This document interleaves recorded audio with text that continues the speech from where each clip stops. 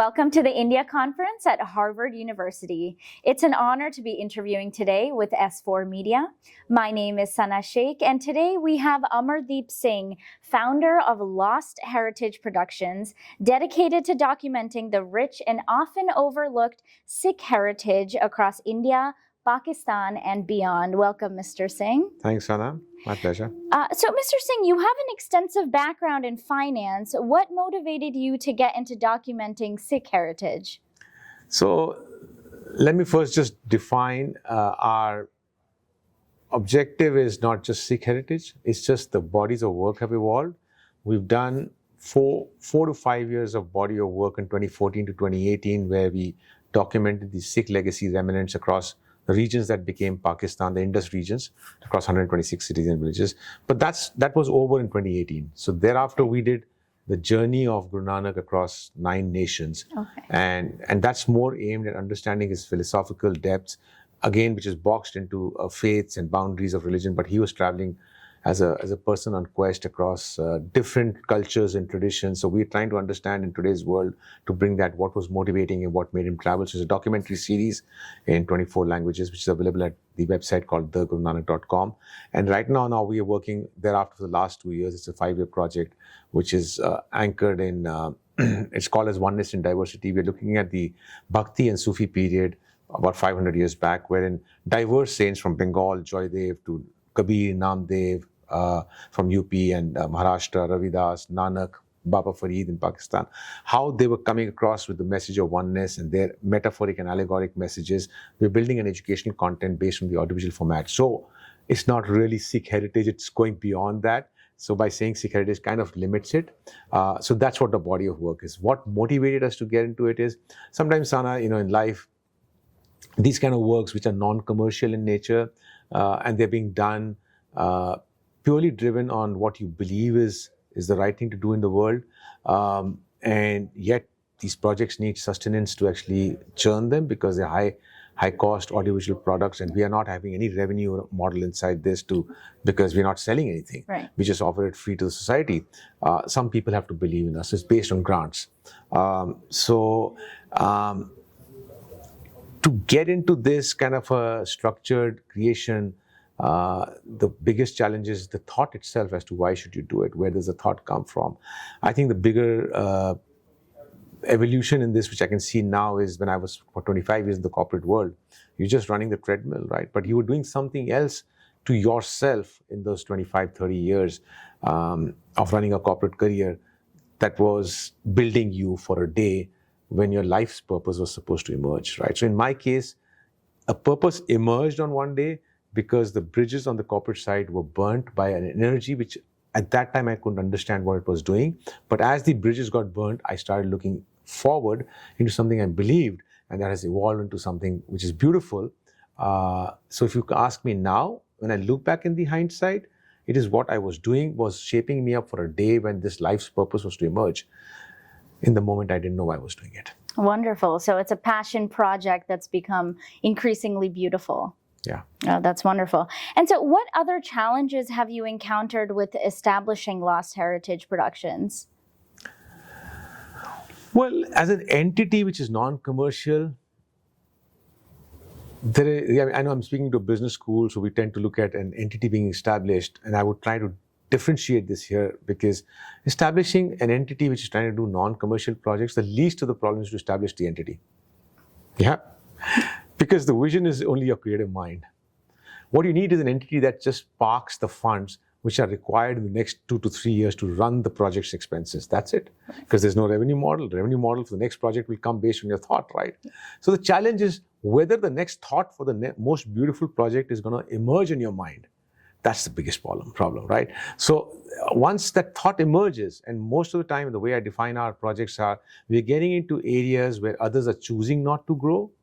And so whether it be the lands of Indus, where the partition moved the communities away based on faith and absurd assumption that the communities could not live together because their faiths are different. And the fact is the communities had been living there together for so many years. So you are looking at getting there and you're saying, well, my forefathers left everything and came down, but religion is not legacy.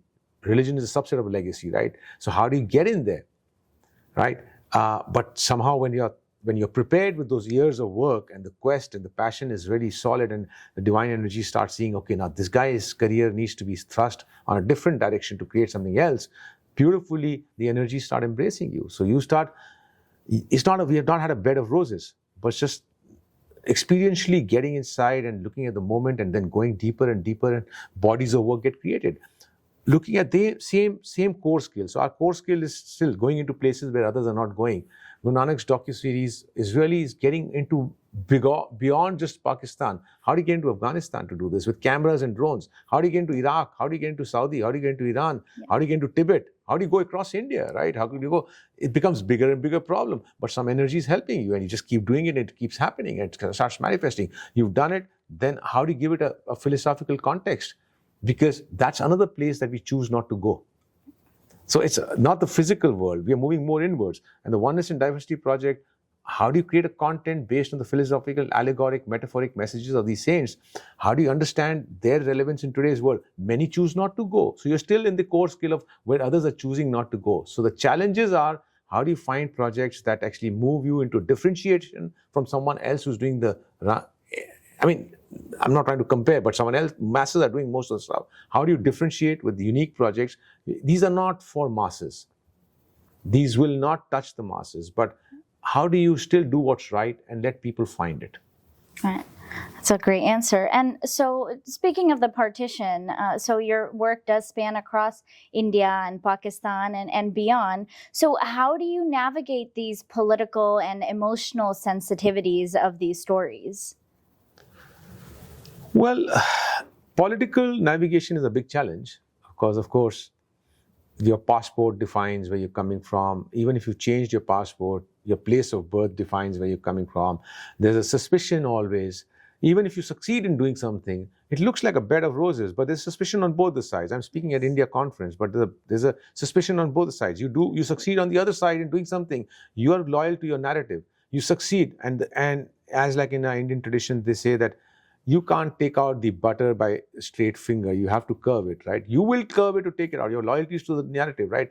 How you've taken it out, of course, you've got to bend your finger, right, to take out things. And you've taken it out, you've created a narrative.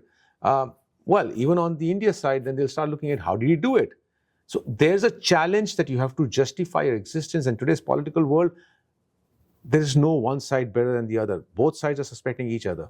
And that's not what our forefathers were doing. The political boundaries actually divide us. So you're always constantly challenged with this political aspect of these works that you're doing. Even if you succeed there, now you're taking a place like Afghanistan. Why should Afghanistan allow you to enter, right? Even if you go inside, how should you succeed there? So these are challenges that come in. So that's on the political side. But there are bigger challenges from an emotional side that do come in because you go in with a blank slate, right? And as you get inside, you start coming across remnants of your legacy, your past, which the narratives today don't tell you. Because today we're living in a world which is rapidly evolving and you're being made to believe something. The conditioned narratives tell you this is what is right. But when you actually open up the narrative and you say, hey, I'm seeing something else, what my forefathers were doing there in terms of the art, architecture, the frescoes, the communities that are living there, you see a very different narrative, right? Yes. And that makes you then pose the emotional question as to how far on the left or right have we gone from the median?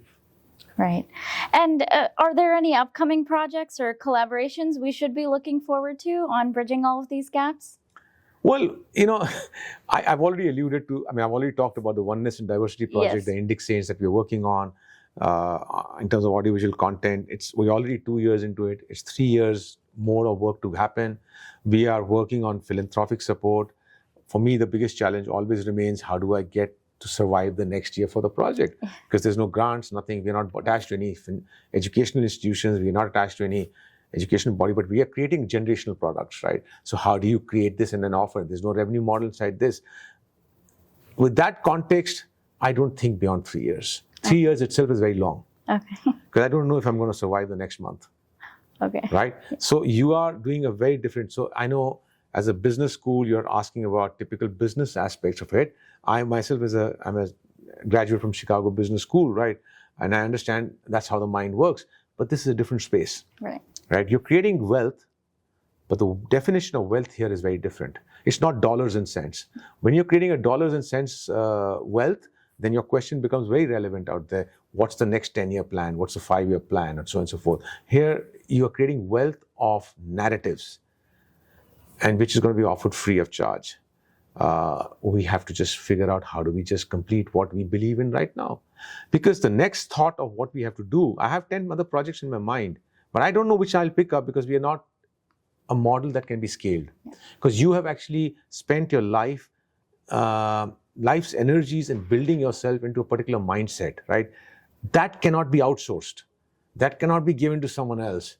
I can get an editor. I can get a film cameraman. I can get a driver. I can get so many other skills, but they are not the inherent intellectual skill. That cannot be outsourced, and that cannot be scaled.